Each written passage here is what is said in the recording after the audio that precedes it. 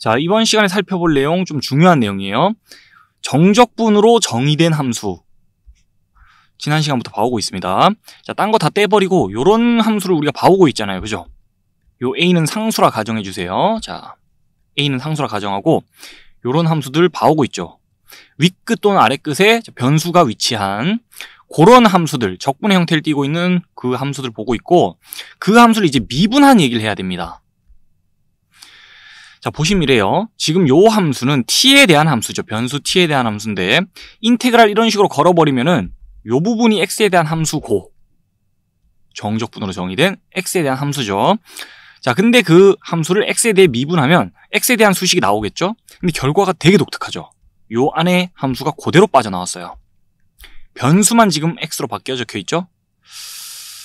결과 굉장히 독특하죠. 1번 내용은 그냥 머릿속에 집어넣어 놔야 돼요. 1번이 메인이에요. 이 둘 중에는. 자, 그래서 1번 내용 필두로 2번 내용까지 챙겨볼 거고, 두 가지가 일단 기본이고요. 그 다음에 더 있어요. 볼게. 여기서는 이제 5번이 메인입니다.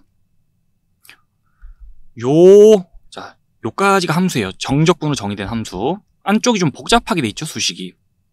무튼 아래끝 윗끝 중에 변수가 껴있는, 자, 그런 정적분으로 정의된 함수고, 전체적으로 x에 대한 함수입니다. 그 함수를 x에 대해 미분하면 결과가 어떻게 될까요? 요렇게 된다는 건데, 요 결과도 좀 중요할 수 있지만 미분해서 이렇게 되는 과정을 잘 봐야 돼요. 5번은. 아시겠죠? 그리고 위에 있는 것들은 5번 내용을 이해하기 위한 약간 뭔가 하위 항목 같은 거예요. 요것들을 바탕으로 5번 내용에 대해서 우리가 이해를 해줄 겁니다. 아시겠죠? 요 슬라이드는 그냥 5번을 위한 슬라이드예요. 자, 그럼 일단 요 슬라이드 보기 전에 요번 영상에서는 요 두 가지만 보겠습니다. 1번이 일단 메인이라 그랬죠. 봅시다. 요 함수에 대해서 x에 대해 미분하고 있어요. 그럼 결과는 요 함수가 그대로 빠져나온다는 건데, 결과 자체를 그냥 일단 이거는 외워줍시다. 그 다음에 이해도 해보는데, 자, 스몰 f 함수의 한 부정적분을 라지 f 함수라 칠게요. 그럼 요 함수 미분하면 요렇게 된다는 거죠. 얘의 한 부정적분을 요거라고 가정하자면은 너 미분하면 이렇게 된다는 거죠.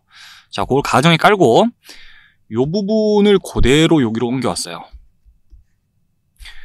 자, 그리고 나서 요 함수의 한 부정적분 생각하고 그 다음에 아래끝 윗끝 들고 와서 마이너스 투입해 준 건데, 지금 윗끝이 변수란 말이에요. 그러니까 윗끝의 값이 지금 미정인 거예요. 아래쪽에는 상수가 깔려 있고, 그래서 윗끝 투입한 결과는 상수가 아닙니다. x에 대한 수식이겠죠. 자, 아래끝 투입한 결과는 상수일 거고, a가 상수니까.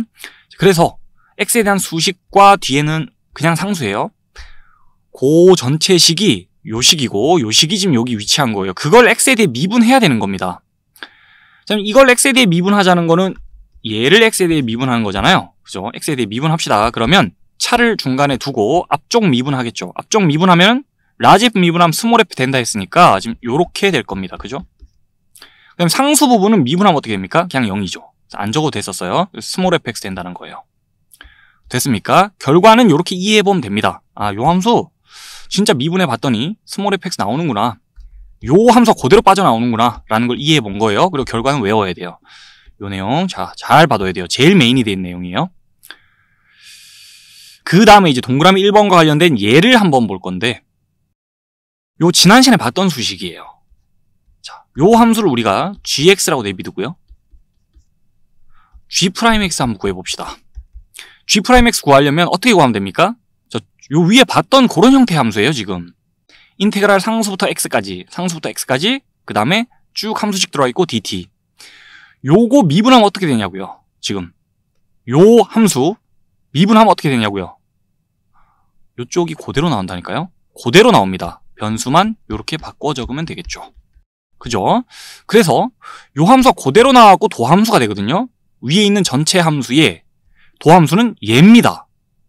그래서 우리가 요 함수의 그래프 보면서, 자, p적분 함수의 그래프인데 이게 결국에 도함수의 그래프다 이런 말 했었죠.